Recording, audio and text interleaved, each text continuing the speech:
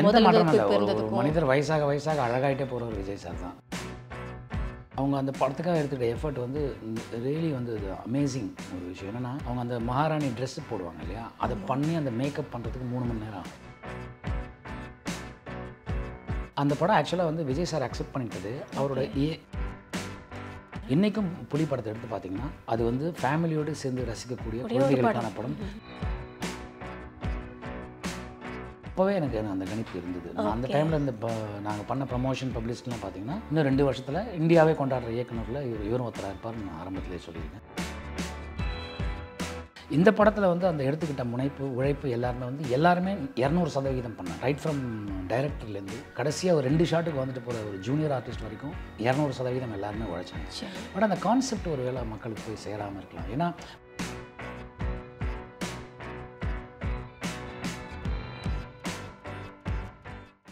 Wow Tamil நேயர்களுக்கு வணக்கம்.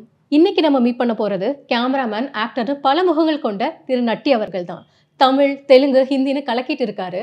கங்குவா, சதுரங்க வேட்டை, மகாராஜான்னு அவரை பத்தி சொல்லிட்டே போகலாம். ரொம்ப பிஸியான மனிதர். வணக்கம் நட்டி சார். வணக்கம். எப்படி இருக்கீங்க? நல்லா இருக்கேன். Happy new year. Happy new year sir. நீங்க சினிமாவில் ஒரு பெரிய கேமராமேன் ஆகணும்னு நினச்சி தான் வந்தீங்க. பட் இப்போ பாப்புலரான நடிகராக இருக்கீங்க. எப்படி இந்த மாற்றம், ஏன் இந்த மாற்றம்? ஆக்சுவலாக நடிக்கிற ஐடியா முதல்ல கிடையாது. சினிமாட்டோகிராஃபி தான் பண்ணிகிட்டு இருந்தேன். என்னுடைய நண்பர் வந்து டைரக்ட் பண்ணும்போது நாங்கள்லாம் ஃப்ரெண்ட்ஸ்லாம் சேர்ந்து ப்ரொடியூஸ் பண்ணோம். அப்போ வந்து அந்த படம் வந்து நாளை. ஓகே. அந்த படத்தில் வந்து பிரசாந்த் நாராயணன் ஒரு நடிகர் நடிக்க வேண்டியது. அவர் பாம்பேயில் பிறந்து வளர்ந்த தமிழர். ஓகே. அவருக்கு சென்னை தமிழ் சொல்லிக் கொடுத்தார். நல்ல நண்பர், அடிக்கடி வீட்டுக்கு வருவார். அந்த கதாபாத்திரத்துக்காக சொல்லிக் கொடுத்தேன். ஸோ அதை பார்த்த டைரக்டர் வந்து அப்படியே மைண்டில் அவனுக்கு ஓடிட்டு இருந்தது. அந்த நேரம் பார்த்து எங்களோட ப்ரொடக்ஷன் கொஞ்சம் டிலே ஆச்சு. ஓகே. ஒரு 3 மாதம் டிலே ஆனோன்னு அவரால் டேட்டு கொடுக்க முடியல. அது வேறு ஒரு கிராஸ் ஓவர் படத்துக்காக ஜெர்மன் போயிட்டார். 90 நாள் போகணும். ஓகே. ஸோ இப்போ வந்து இந்த கேரக்டர் யார் பண்ணுறது அப்படின்னு சொல்லிட்டு பேசும்போது ஃப்ரெண்டு ஆஃபர் பண்ணான். சொன்னார், எனக்கு நடிப்பு வராதுடா, என்னை நம்பாத, என்னால் இமிட்டேட் பண்ண முடியுமே தவிர என்னால் பண்ண முடியாதுன்னு. இல்லை, அந்த இமிட்டேஷன் தான் நீ பண்ணால் நல்லாயிருக்கும், நான் பார்த்துக்கிறேன், அதை 2 நாள் உங்க கூட வச்சு ட்ரை பண்ணுறேன், அப்படி எனக்கு வரலைன்னா நான் வேறு ஒரு ஆர்டிஸ்ட்டை தேடி போகிறேன். ஏன்னா இன்னொரு ஆர்டிஸ்ட்னு போனால் காசு செலவாகும் அப்படிங்கிற ஒரு நிர்பந்தம் எடுக்கப்பட்டது. சரி, நான் அந்த நாளை படம் எடுத்தோம். படம் ரிலீஸ் ஆச்சு. ரிலீஸ் ஆனவுடனே நமக்கு நல்ல பேர் கிடச்சிது. பார்த்தவங்க நல்லா பண்ணுறீங்க, இதை ஒரு கேரியர் எடுத்துக்கூடாதுன்னு கேட்டாங்க. அப்புறமா நான் ஒரு 3 வருஷம் நடிக்கவே இல்லை. 4 வருஷம் நான் சினிமாட்டோகிராஃபி தான் பண்ணிட்டு இருந்தேன். அதுக்கப்புறம் அதே டைரக்டர் இன்னொரு படம் பண்ணும்போது அதில் என்ன காசு பண்ணேன். ஸோ அப்படி அதுக்கப்புறம் அவனுக்கு மட்டும் பண்ணுறேன், எனக்கு பண்ணுன்னு எல்லாத்துக்கும் நண்பர்கள் கேட்க ஆரம்பித்தாங்க. அப்படி பண்ண ஆரம்பிச்சேன். நீங்கள் ஒரு நல்ல கேமராமேனா இல்லை நடிகரா? உங்களுக்கு ரொம்ப பிடிச்சது என்ன? பேசிக்காக நான் சினிமாட்டோகிராஃபர் தான். எனக்கு சினிமாட்டோகிராஃபி தான் என்னோடய ஃபஸ்ட்டு காதல். ஸோ அதனால் அது சினிமாட்டோகிராஃபி தான் உங்களுக்கு ரொம்ப பிடிக்கும். நீங்கள் கேமராமேனாக ஃபஸ்ட் எடுத்த படமே வந்து விஜய் சார் நடித்த யூத் தமிழில். அண்ட் என்ன சவால் ஃபேஸ் பண்ணீங்க? ஏன்னா அந்த டைமில் ஒரு பெரிய ஸ்டார். உங்களுக்கு பயம் தயக்கமெல்லாம் இருந்துச்சா? எனக்கு பயம் தயக்கமே இல்லை. ஏன்னா அது வந்து சிறினவுத்துன்னு ஒரு தெலுங்கு படத்தோட ரீமேக் அது. ஓகே. பட் அந்த படத்தில் எனக்கு ஒரு சேலஞ்ச் ஒன்று இருந்தது. ஒரு படத்தின் கதாநாயகனை வந்து ஜென்ரலாக எப்போவுமே வந்து ஒன்று கேங்ஸ்டராக காட்டுவோம், இல்லைனா ஒரு பெரிய ஸ்டூடெண்ட்டாக காட்டுவோம், அந்த மாதிரிலாம் ஒன்று வரும், பணக்காரராக காட்டுவோம். ஆனால் இந்த படத்தை பொறுத்தவரை ஒரு கேட்டரிங் படித்த ஒரு ஸ்டூடெண்ட், அவரோட லைஃப் ஸ்டைல் எப்படி இருக்கும், அவங்க அந்த கேட்டரிங் ஸ்டூடெண்ட்ஸ் பார்த்திங்கன்னா ஒரு ப்ரெசிஷன் கரெக்டாக இருக்கும் அவங்களோட. ஸோ ஒரு பிளேட் வச்சா கூட ஸ்பூனுக்கும் பிளேட்டுக்கும் இவ்வளோ கேப் இருக்கணும், இந்த மாதிரி மெஷர்மெண்ட்டாக வாழக்கூடிய அப்படி ஒரு கதாபாத்திரத்தை காட்டும்போது அதை கொஞ்சம் வந்து ஒரு ஒரு ஒரு வேறு ஒரு ஷேடில் காட்டணும் அப்படிங்கிற ஒரு சேலஞ்ச் மட்டும் இருந்தது. அதை நம்ம அச்சீவ் பண்ண முடியும். ஓகே. அண்ட் யூத் படத்தில் எல்லா பாட்டுமே பெரிய ஹிட். அதில் முக்கியமாக ஆழ்த்தொட்ட பூபதி விஜய் சாரும் சிம்ரன் மேம் ஆடின டான்ஸும் இப்பவும் பேசப்படுது. ஸோ அந்த அனுபவத்தை பற்றி சொல்லுங்கள். தினேஷ் மாஸ்டர் வந்து அதுக்கு முன்னாடி நிறையா பாடல்கள் பண்ணியிருந்தாலும் அவருக்கு பெஞ்ச் மார்க் க்ரியேட் பண்ணது அந்த சாங் தான். அந்த சாங்கு ப்ளே பண்ணும்போது அவங்க பண்ண மூமெண்ட்டே எனக்கு ரொம்ப பிடிச்சிருந்தது. ஸோ அதை வந்து சொல்லவே வேணாம். 2 பேரும், விஜய் சாரும் சரி சிம்ரன் மேமும் சரி, அவங்க வந்து டான்ஸில் வந்து எக்ஸ்பர்ட் அவங்க. ஸோ அவ்வளோ அழகாக பண்ணாங்க. ஸோ அது நல்லா வந்தது. அந்த படத்தில் இன்னும் நிறையா சாங்ஸ் 1 இன்ச் 2 இன்ச்லாம் இருக்குது, அதுவும் நல்லா பண்ணியிருப்பாங்க. ஸோ எல்லாமே சின்ன சின்ன சேலஞ்சஸ் நிறைஞ்ச ஒரு விஷயம். Okay sir. And Vijay sir கூட 13 வருஷம் கழிச்சு புலி படத்தில் இணைஞ்சிங்க. அப்போ அவர்கிட்ட ஏதாவது மாற்றம் இருந்துச்சா? எந்த மாற்றம் இல்லை. ஒரு மனிதர் வயசாக வயசாக அழகாயிட்டே போகிற ஒரு விஜய் சார் தான். இன்னமும் அவர் இப்போ அரசியலுக்கு வந்துட்டாலும் அந்த முகத்தை பார்த்திங்கன்னா அவ்வளோ பளிச்சுன்னு அவ்வளோ அழகாக எப்போவுமே ஒரு யூத்தாக இருக்கிற ஒரு மனிதர். ஸோ வேறு எந்த மாற்றமும் நான் அவர்கிட்ட பார்க்கவே இல்லை. யூத்தில் எங்கிட்ட எப்படி பழகினாரோ அப்படி தான் துப்பாக்கியில் ஒரு சாங் பண்ண, அதுலேயும் அப்படி தான் பழகினார். ஒரே ஒரு படம் மட்டும் நடுவில் பண்ணீங்க. ஒரே ஒரு சாங் வெண்ணிலவேன்னு ஒரு சாங் மட்டும். ஆமாம் சார். அதுக்கப்புறம் புலி பண்ணும்போதும் அவர்கிட்ட எந்த மாற்றமுமே எனக்கு தெரியவே இல்லை. அதே மாதிரி எல்லார்ட்டையும் அன்பாக பேசுறது, பழகிறது, நட்போடு இருக்கிறது. அண்ட் ஆஸ் வெல் பழக்கம் போல் எங்காவே இருந்துட்டு வந்தார். அண்ட் விஜய் சார் கேமரா கோணங்களெல்லாம் தலையிடுவாரா இல்லை ரீடேக் சொன்னால் ஓகே சொல்லிடுவாரா? எதுக்கும் போக மாட்டார். அதெல்லாம் எதுவும் நம்ம involve என்ன சொல்கிறோமோ அதை செய்வார். அதை செய்வோம். ஏன்னா அவருக்கு அதுக்கு முன்னாடியே நான் எல்லா ஃபீடும் கொடுத்துருவோம் நாங்கள். ஓகே. இதுதான் இப்படி தான் வரப்போகுதுன்னு. அதில் ஏதாவது மாற்றம் இருந்தால், ஏன்னா இன்றைக்கி திடீர்னு 2 கேமரா 3 கேமராலாம் யூஸ் சில நேரத்தில் பண்ண வேண்டி வரும். சில சீக்வன்ஸ் அப்படி பண்ண வேண்டி ஓகே. வரும். கொஞ்சம் லென்த் சீன் இருந்தால் அப்படி பண்ண வேண்டி வரும். அது டைரக்டர்ஸ் நாங்களாம் டிசைட் பண்ணி பண்ணுவோம். ஒரு ப்ரொடியூசர்ஸ் எல்லாம் டிசைட் பண்ணி பண்ணுவோம். இன்னும் இன்றைக்கி 3 கேமரா வந்திருக்கு, அவ்வளோ பெரிய ஏதாவது பண்ணுறோமா அப்படின்னு கேட்பார். அவ்வளோதானே தவிர ஸோ ரொம்ப கோஆப்ரேட்டிவ் தான். ரொம்ப கோஆப்ரேட்டிவாக இருக்கும். அண்ட் புலி படத்தில் ஸ்ரீதேவி அம்மா நடிச்சிருந்தாங்க. அவங்களுக்கு தமிழ் அதுதான் கடைசி படம். அவங்க தன்னை கேமரா எப்படி இருக்குன்னு பார்க்கல ரொம்ப கான்ஷியஸாக இருப்பேன்னு சொல்லுவாங்க. ஸோ அவங்க கூட பழகிய அனுபவங்கள் சொல்லுங்கள், அது ரொம்ப உண்மைதானா? ரொம்ப ஒரு அது எப்படி சொல்கிறது, ஒரு அழகான ஒரு அனுபவம் அது. அன்ஃபார்ச்சுனேட் அது அவங்களுக்கு லாஸ்ட் படமாக மாறினது.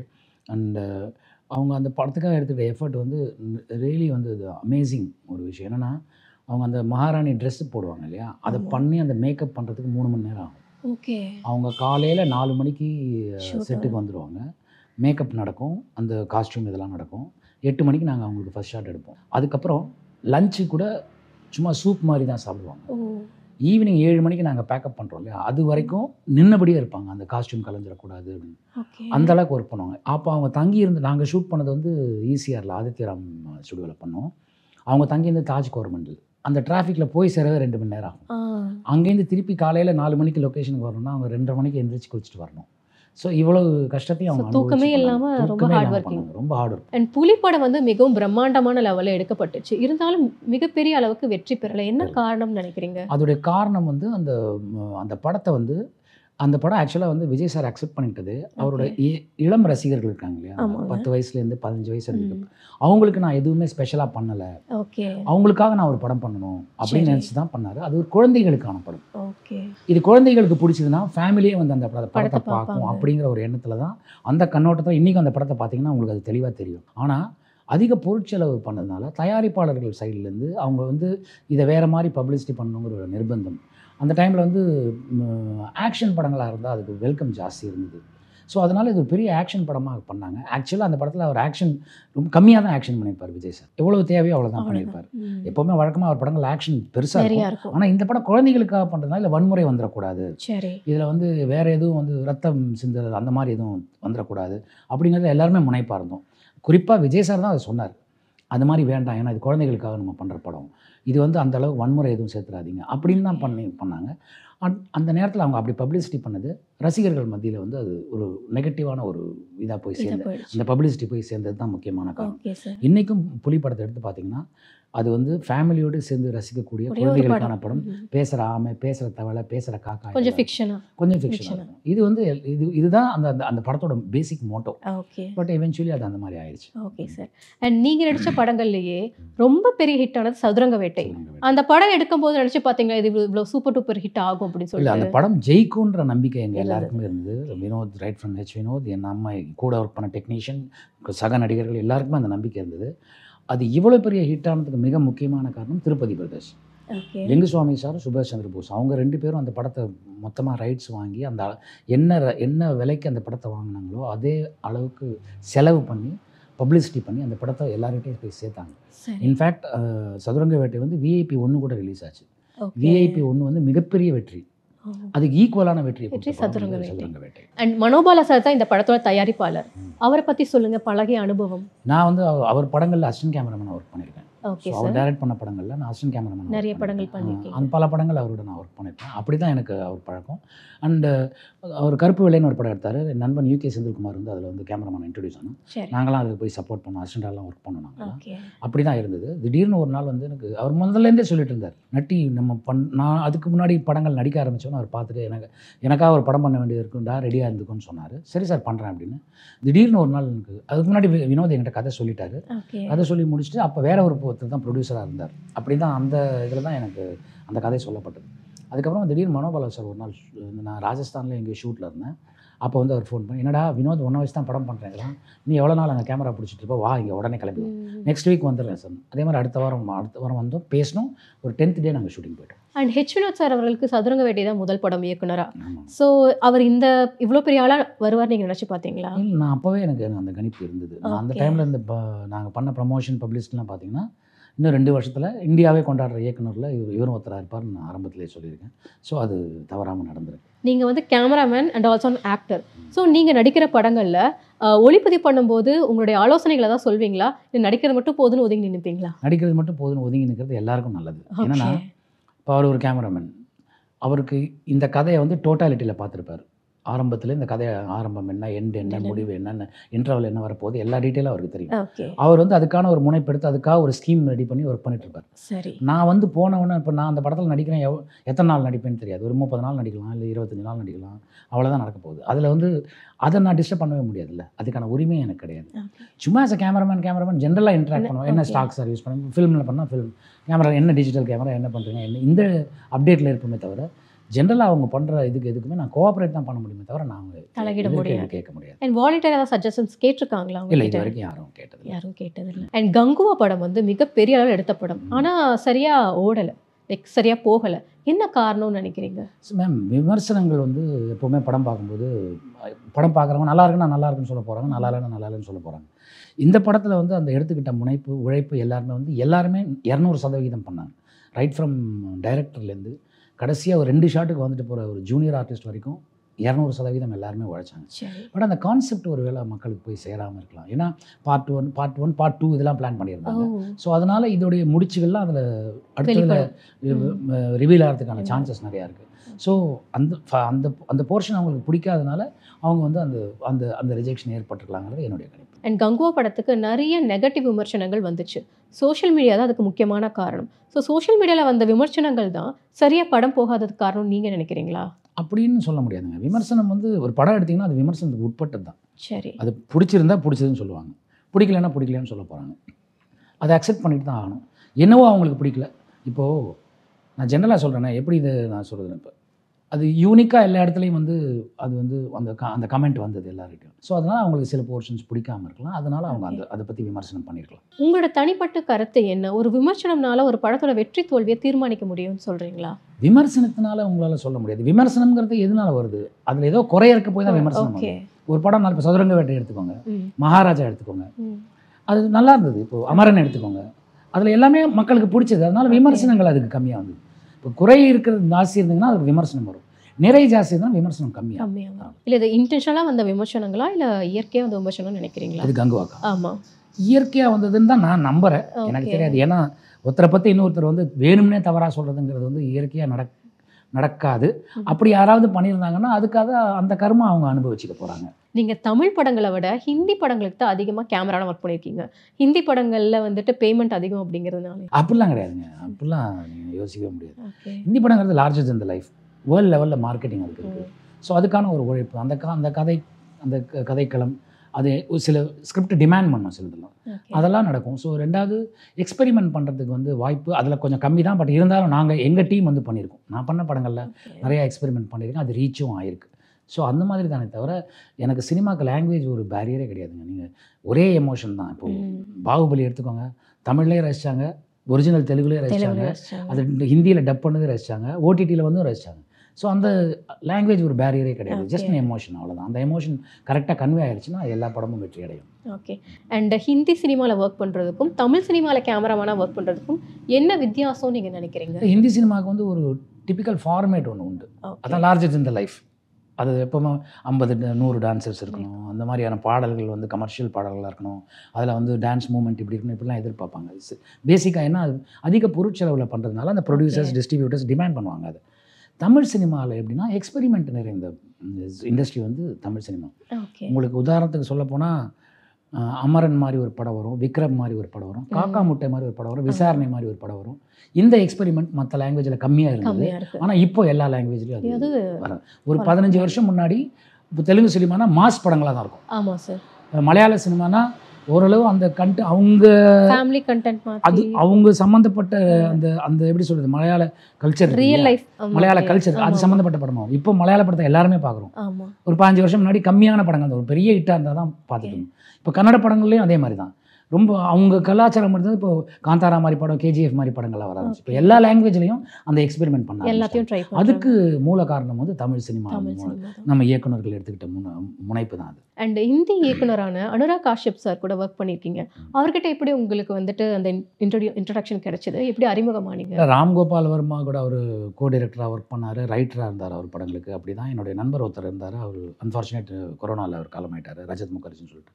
அவர் தான் எனக்கு அவர் இன்ட்ரடியூஸ் பண்ணி வச்சார். அப்புறம் என்னுடைய ஒர்க்கெல்லாம் அவர் பார்த்துருக்காரு. அது நானே தெரியாமலே அது எனக்கு இப்படி ஒரு கேமராமேன் வேணும்னு சொல்லி அவர் என்னுடைய ஒர்க்கெல்லாம் ஸ்டோரியில் வச்சுருந்தார். இதெல்லாம் பண்ண கேமராமேன் எனக்கு தேவைன்னா அவர் சிரிச்சிட்டார். ஒரே ஆள் தான் அது பண்ணது, நட்டி தான் எனக்கு தெரியும் அப்படின்னு சொல்லி அவர் என்னை இன்ட்ரடியூஸ் பண்ணி. நான் அப்போ டெல்லியிலேருந்து ஆப்ரேட் பண்ணிட்டு இருந்தேன். நான் பேசிக்காக டெல்லி போனேன். நான் டாக்குமெண்ட்ரிக்காக டெல்லி போனேன். அங்கேருந்து ஆப்ரேட் பண்ண ஆரம்பிச்சேன். அங்கேருந்து பாம்பே வந்தேன், மீட் பண்ணேன். நான் என்னோட மனசில் இருந்த அனுராக் காஷ்யப் வந்து ரைட்டரு, கோ டைரக்டரு அப்படின்னா இருந்தால் நம்ம என்ன நினைப்போம், ஒரு 50 வயசு, ஸ்பெக்ஸ் போட்டு, ஜோல்னா பையில், அறிவு ஜீவியாக இருப்போம். நான் பார்த்த அனுராக் காஷ்யப் 23 வயசு அனுராக் காஷ்யப், ஜீன்ஸ் பேண்ட்டை, கட்டம் போட்ட சட்டை, கையில் சிகரெட்டையும் வச்சுட்டு, hey I think you're naughty right அப்படி வந்து அதுவே எனக்கு ரொம்ப பிடிச்சது. அப்படி தான் எங்களுடைய நட்பு உருவாச்சு. அப்படி தான் படங்கள் பண்ணோம். ஓகே, அவர் இயக்குனராக இருந்து இப்போவும் அவர் நல்ல நடிகர் ஆகிட்டாரு, செம ஹிட்டு. ஸோ உங்களுக்கு அவருக்கு ஏதாவது கோயின்சிடன்ஸ் இருக்கா? அப்படிலாம் எதுவுமே அப்படிலாம் இல்லை. அவன் தான் ஃபஸ்ட்டு ஆரம்பத்தில் ஆரம்பித்தான். எல்லாரும் பிளாக் ஃப்ரைடேன்னு ஒரு படம் பண்ணோம். அது வந்து இன்றைக்கும் பேசப்படுற படங்களில் ஒன்று. அதில் எல்லாரும் நடிக்கணும்னு சொன்னான், என்னையும் நடிக்க வச்சான். அதில் அவனும் நடித்தான். பட் அவன் போர்ஷன் கடைசியில் வரல. அந்த படத்தோட லெங்க் காரணமாக வந்து ஒரு 2.5 மணி நேரத்தில் சொல்லணும். எங்களோட ஆக்சுவல் ஃபுட்டேஜ் வந்து 6.5 மணி நேரம் இருந்தது. ஸோ அந்த இதில் வந்து அவனோட போர்ஷன் இதாகிடுச்சு. அப்படி தான் அவன் நல்ல நடிகன். ஏன்னா அவன் டைரக்ட் பண்ணும்போதே நடிச்சும் காட்டிடுவான். சில புதுமுக நடிகர்கள் வரும்போது அவங்களுக்கு சின்ன தயக்கம் இருக்கும். இப்போ கே மேனன் மாதிரி ஒருத்தர், பவன் மல்ஹோத்ரா மாதிரி ஒருத்தர் முன்னாடி இருக்கும்போது புதுசாக நடிக்க வரவருக்கு ஒரு சின்ன தயக்கம் இருக்கும். அந்த தயக்கத்தெல்லாம் உடச்சிருவாங்க. அவன் எப்படின்னா அவன் நடிச்சு காட்டிடுவான். இதுதான் இதோட பேஸ் ஸ்டோரி, இதுதான் இதோட பேஸ். நீங்கள் என்ன பண்ணுறீங்களோ பண்ணிடுங்க. அவங்களுக்கு ஒரு கான்ஃபிடென்ஸ் வரும். ஸோ அப்படி தான் அதுலேயே எனக்கு தெரியும் அவன் நடிப்பான், நல்லா நடிப்பாங்கிறது எனக்கு முன்னாடியே தெரியும். ஏன்னா நிறைய ஸ்டேஜ் பிளேலாம் அவன் பண்ணியிருக்கான். அது எனக்கு தெரிஞ்சதுனால நான் அவனை எப்போவுமே மல்டி டேலண்டாக தான் பார்த்துருக்கேன். ஓகே. அண்ட் தனுஷா இருக்க பார்த்தீங்கன்னா ஹிந்தி படத்தில் முதல் படம் ரஞ்சனாக்கு நீங்கள் தான் கேமரா, சோனம் கபூர் மேம் வந்து ஹீரோயின் நடிச்சிருப்பாங்க. ஸோ அந்த படத்தை பற்றின அனுபவம் சொல்லுங்கள். அனந்த் ராய் ஒரு தடவை ஃபோன் பண்ணார். ஹிமான்ஷு சர்மா தான் அதோட ரைட்டர். அவர் அந்த கதையை சொன்னார்.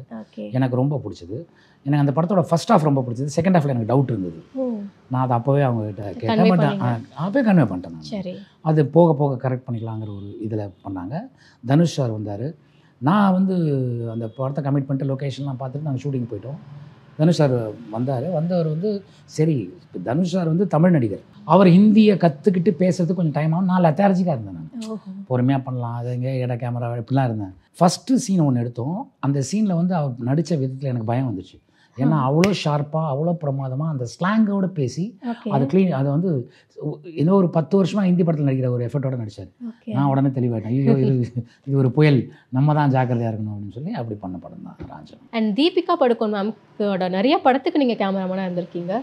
ஸோ அதை பற்றி ஷேர் பண்ணுங்கள். அவங்க ஒரு நல்ல ஆர்டிஸ்ட்டு, ஒரு அழகானவங்களும் கூட. ரெண்டாவது வந்து அவங்க ஒரு விதத்தில் பார்த்தா அவங்க சவுத் இந்தியன் தானே, பெங்களூரில் பிறந்து வளர்ந்தவங்க தானே அவங்க. ஸோ அந்த ஒரு எங்கள் எப்போவுமே அந்த பாண்டு ஒன்று வரும் இல்லையா, அது. ரெண்டாவது வந்து ஷாருக் கான் மாதிரி ஒரு ஆர்டிஸ்டோட வந்து அவங்க பாரு நல்லா நடிச்சிருப்பாங்க. ஓம் சாந்தி ஓம்ல பார்த்தீங்கன்னா அது ஃபர்ஸ்ட் படம் மாதிரியே தெரியாது. அவ்வளோ ஒரு 4-5 படங்கள் நடித்த ஒரு கதாநாயகி மாதிரி தான் நடிச்சிருப்பாங்க. ஸோ அவங்ககிட்ட அந்த டேலண்ட் எங்கள் எல்லாருக்குமே பிடிக்கும். ரெண்டாவது வந்து எல்லாருக்கும் பிடித்த ஒரு கதாநாயகி இல்லை. ஸோ அதனால அதில் உருவான நட்பு தான் அது அப்படியே போயிட்டுருக்கு. சார், நீங்கள் ஒளிப்பதிவாளராக உங்கள் கேமராவில் யார் ரொம்ப அழகாக இருக்காங்க, நல்லா தெரிகிறாங்கன்னு நினைக்கிறீங்க? எல்லாருமே அழகானவங்க. யாராவது ஒரு கடவுள் வந்து குறைகளோட ஒருத்தர் 2 பேரை படைச்சிருக்கலாம். ஆனால் இவங்க எல்லா மனிதர்களுமே அழகானவர்கள், ஹேண்ட்ஸமானவர்கள். அவங்கள கரெக்டாக அந்த கதாபாத்திரத்துக்கு ஏற்ற மாதிரி ட்ரீட் பண்ணி அதுக்கான லைட்டிங் பண்ணிங்கன்னா யாருமே அழகாக தெரியும். நீங்கள் கேமரான்னு வச்சுட்டா பார்க்க இவங்க சூப்பராக இருப்பாங்க, பெஸ்ட்டாக இருப்பாங்க. அதுக்கு அப்படி ஒரு இது நீங்கள் நினைச்சதே இல்லை. அப்படி ஒரு டேர்மே கிடையாது. யார் வேணால் பண்ணலாம். அவங்க நல்லா பண்ணால் போதும், அவங்க கான்ஃபிடென்ட்டோட பண்ணாங்களா போதும். அவங்களுக்கான லுக்கு போக்குவரத்துக்குள்ள நாங்கள் கேமராமேன், காஸ்டியூம், டைரக்டர் எல்லாம் சேர்ந்து டிசைட் பண்ணி ஒன்று பண்ணிவிடுவோம். அதை அவங்க கேரி பண்ணிட்டாங்கன்னா போதும், அது பெருசாக பேசப்படும். அண்ட் நீங்கள் கேமராமேனாக ஹிந்தியில் ஒர்க் பண்ண எல்லா படங்கள்லையும் ஹீரோயினை ரொம்ப அழகாக காமிப்பீங்கன்னு சொல்லிட்டு ஹீரோயின்ஸ்க்குலாம் நீங்கள் உங்களை ரொம்ப பிடிக்குமா? ஸோ உங்கள் லஞ்சுக்கு அண்ட் பார்ட்டிஸ்லாம் நிறைய இன்வைட் பண்ணுறதா சொல்கிறாங்க, உண்மையா? அப்படிலாம் ஜென்ரல் லஞ்ச் எங்கே சாப்பிடுவோம், லொக்கேஷனில் இருக்கும்போது அங்கேயே தான் சாப்பிடுவோம். அங்கே ஹிந்தியில் எப்படின்னா பஃபே லஞ்சுனா இப்போது அவங்களுக்கு தனியாக கேரவேனில் போகிறது, இவங்களுக்கு அப்படிலாம் கிடையவே கிடையாது. It's buffet. யார் வேணால் என்ன வேணால் எடுத்துக்கலாம், யார் வேணால் சாப்பிட்லாம். அப்படி சாப்பிடும்போது கூட இருக்கும்போது ஒரே டேபிளில் தானே உட்காருவோம், அப்படி தான் பேசுவோம். என்னைக்காவது ஒரு நாள் ஃபங்க்ஷன் ஏதாவது இருந்ததுன்னா எல்லாரும் இன்வைட் பண்ணுற மாதிரி என்னை இன்வைட் பண்ணுவாங்க. நான் டைரக்டர்ஸோட போவேன், ப்ரொடியூசர்ஸோட போவோம், மீட் பண்ணுவோம், வந்துடுவோம். அப்படி தானே தவிர இதுக்கு ஸ்பெசிஃபிக். இப்போ ஹோலி வரும், ஹோலி அங்கே பாம்பேயில் நல்லா கொண்டாடுவாங்க. அப்போ எல்லாரையும் அப்போ ஒரு படத்தில் நான் ஒர்க் பண்ணிட்டுருக்கேன்னா அந்த டீம் அப்படியே கூப்பிடுவாங்க. சார் எங்கள் வீட்டில் இன்றைக்கி ஹோலி நாங்கள் செலிப்ரேட் பண்ணுறதா இருக்கோம், நீங்கள் வந்து ஜாயின் பண்ணிக்கோங்க. நாங்கள் போவோம், ஹோலி அட்டன் பண்ணுவோம், வருவோம். அது அப்படி தான் ஒவ்வொரு ஃபங்க்ஷன் போது எந்தெந்த டீமில் ஒர்க் பண்ணுறோமோ அவங்க கூப்பிடுவாங்க, போயிட்டு வருவோம். அப்படி தானே தவிர ஸ்பெசிஃபிக்காக அப்படிலாம் இல்லை. அண்ட் விஜய் சார் கூட ஏன் இன்னும் எந்த படமும் பண்ணலை? வாய்ப்பு வந்துச்சா உங்களுக்கு? அதுக்கப்புறமா புலிக்கு அப்புறம் எதுவும் வரல, சேர்ந்து நடிக்கிற மாதிரி. சேர்ந்து அவர் கூட சேர்ந்து நடிக்க நான் நிறைய தடவை கேட்டேன். ஆனால் அவங்க டைரக்டர்ஸும் ப்ரொடியூசர்ஸும் டிசைட் பண்ணுவாங்க. அண்ட் பூமிகா மேம் கூட ஹீரோவா லைக் ஜோடியா ஒரு படத்தில் நடிச்சிருக்கீங்க. அந்த அனுபவம் எப்படி இருந்துச்சு? நீங்கள் பெருசாக ஹீரோயின் கூட பேரப் பண்ணி நடிச்சதில்லை, சில படங்கள் தான் நடிச்சிருக்கீங்க. பூமிகா மேம் கூட நடிச்ச அனுபவம் ரொம்ப நல்ல ஆர்டிஸ்ட். அவங்க ரொம்ப கோஆப்ரேட் பண்ணுவாங்க. அவங்களுக்கு தமிழ் தெரியலனாலும் அதை கேட்டுட்டு புரிஞ்சுக்கிட்டு நம்மகிட்டையும் கேட்பாங்க. இதுதான் அர்த்தம்னு சொல்கிறாங்களே, இது கரெக்டாக அப்படின்னு கேட்பாங்க. கரெக்ட் மேம்னோ கரெக்ட் சொல்லுவாங்க, இல்லாட்டி இது இப்படி மாற்றி சொல்லிங்க. அது கரெக்ட் பண்ண டிரெக்டர்ஸ் இருக்காங்க, கோ டைரக்டர்ஸ் இருக்காங்க. நம்ம கூட ஜென்ரலாக இன்ட்ராக்ட் பண்ணுவோம். அவங்கக்கிட்ட வந்து நான் பல படங்களுக்கு கதாநாயகியாக நடிச்சுட்டு இப்போ நட்டிக்கு ஒய்ஃபாக நடிக்கிறேங்கிற அந்த ஈகோவே இல்லை. அவங்க ரொம்ப கோஆப்ரேட் பண்ணாங்க. ரொம்ப ரொம்ப அதாவது எப்படி சொல்றது, ஈஸி கோயிங்காக இருந்தாங்க. அவங்க சப்போர்ட் பண்ணலைன்னா அது ஏதோ அதில் ஓரளவு நான் பண்ணியிருக்கிறதுக்கு அவங்களோட சப்போர்ட் முக்கியமான ஒரு காரணம். கங்குவா, கர்ணா படங்களில் நீங்கள் நெகட்டிவ் ரோல் எடுத்து நடிச்சிருக்கீங்க, அதை பற்றி ஷேர் பண்ணுங்கள். நெகட்டிவ் அந்த ரோல் கொடுத்தாங்க. அது கர்ணனில் வந்து நான் நெகட்டிவ்னா எப்படி ஒரு வேறு மாதிரியான நெகட்டிவ். அது ஒரு ரெகுலர் நெகட்டிவ் கிடையாது. அது என்னென்னா, ஒரு போலீஸ்காரன் மேலே கையை வச்சிட்டிங்கன்னா அவன் எப்படி ஆவான் அப்படின்னு ஒன்று இருக்கு இல்லையா. போலீஸ் மேலே கை வைக்கவே மாட்டாங்க யாரும். அவங்க வந்து நம்ம காவல்துறைங்கிறது நம்மளோட நண்பர்கள். அவங்க நம்மளோட நம்பிக்கை தான் அவங்க சொல்லுவாங்க. ஆனால் அந்த சிச்சுவேஷனில் கை வைக்கும்போது அவன் வேறு மாதிரி ஆகிறான். அதுதான் அந்த கர்ணனில் இருக்க கண்ணபிரான். கங்குவாவில் வந்து என்ன பார்த்தீங்கன்னா, ஒரு அழகான விஷயத்தை டைரக்டர் சிவா வந்து ட்ரை பண்ணார். இந்த 7 சின்ஸ்ன்னு சொல்லுவாங்க இல்லையா, பைபிள்லாம் படிச்சிருந்தீங்கன்னா தெரியும். அதில் ஒவ்வொரு கேரக்டருக்கும் ஒன்று வரும். இப்போ நான் வந்து கிரீடு, பேராசை பிடித்தவன். அவர் நம்ம போஸ் வெங்கட் இருப்பார், ராத், கன்னிங். இப்படி ஒவ்வொரு கேரக்டர் மூலமாக ஒரு விஷயத்தை கன்வே பண்ணுறாங்க. அது அவர் எடுத்துக்கிட்ட ஒரு முனைப்பு. ஸோ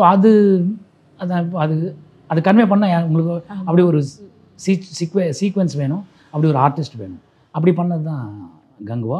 அண்ட் இன்னொரு வாட்டி நீங்கள் கங்குவா பார்த்தீங்கன்னா உங்களுக்கு அந்த படம் பேசிக்காக நல்ல படம் ஆச்சு நீங்களே சொல்லுவீங்க. நீங்கள் நடித்த எல்லா படங்கள்லையும் மேக்ஸிமம் நீங்கள் நடித்த எல்லா கேரக்டரும் பெரிய ஹிட்.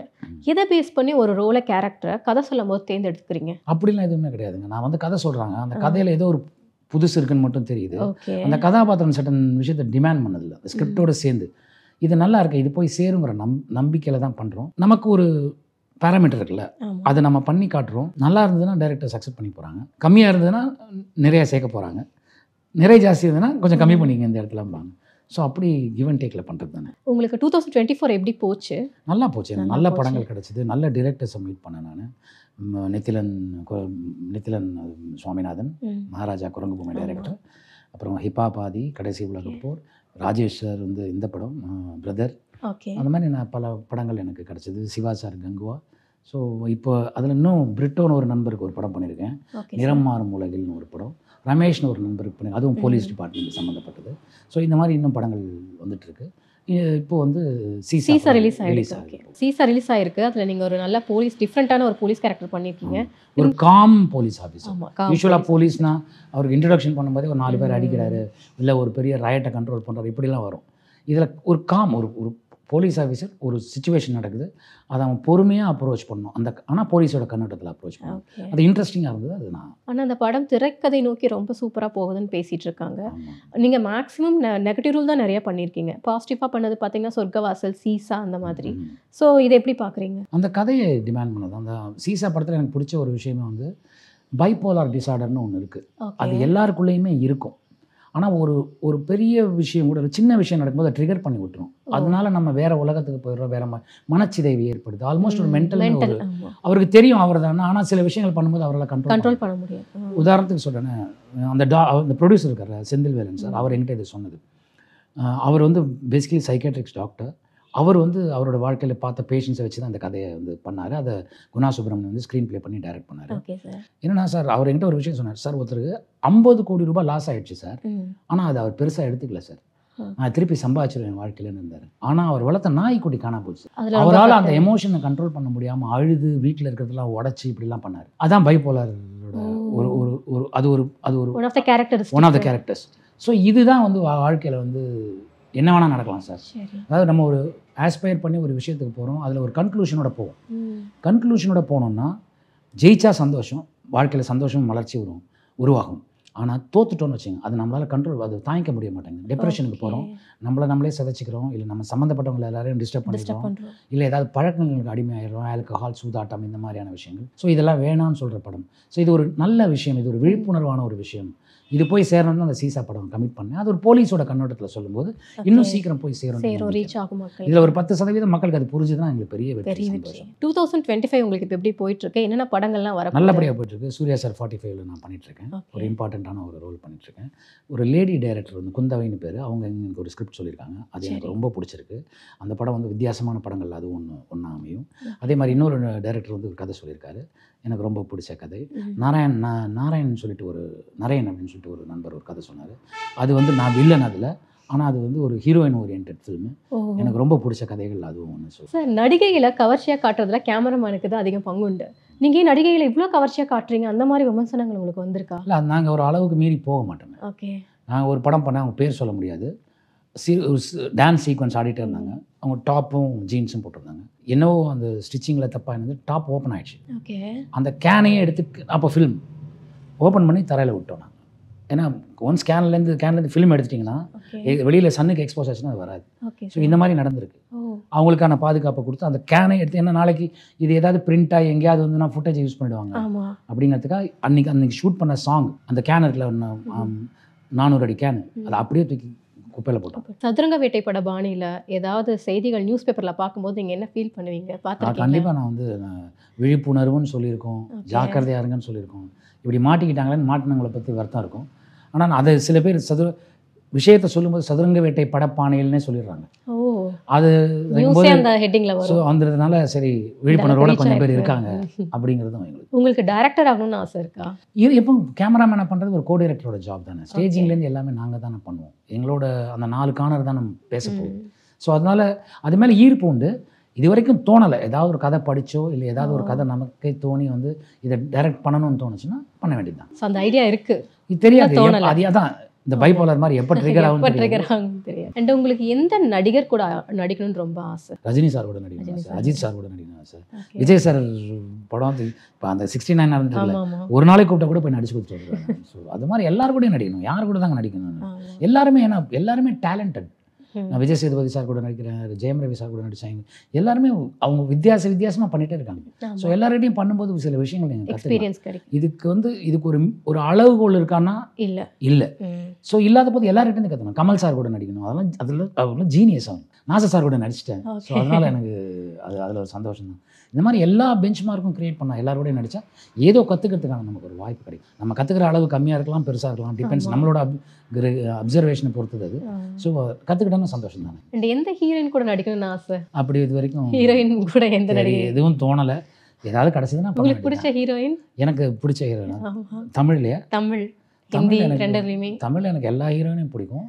ரொம்ப ரசித்து பார்த்தது அனுஷ்கா, அவங்கள எனக்கு ரொம்ப பிடிக்கும். நயன்தாரா மேம், எனக்கு அவங்க அனுஷ்கா மேம், நயன்தாரா மேம் 2 பேரையும் பிடிக்கும். ஹிந்தியில் வந்து எல்லாரையும் பிடிக்கும். ஏன்னா எல்லாரும் கூடயும் ஒர்க் பண்ணிட்டேன். Almost right from Vidya Balan to Deepika Padukone எல்லாரும் கூடயும் நான் ஒர்க் பண்ணிட்டேன். அப்புறம் மற்ற லாங்குவேஜ் நடிக்கிற எல்லாரையுமே பிடிக்கும். ஏன்னா ஒவ்வொருத்தரும் ஒரு ஸ்டைலில் பண்ணுறாங்க, அப்படி தான்.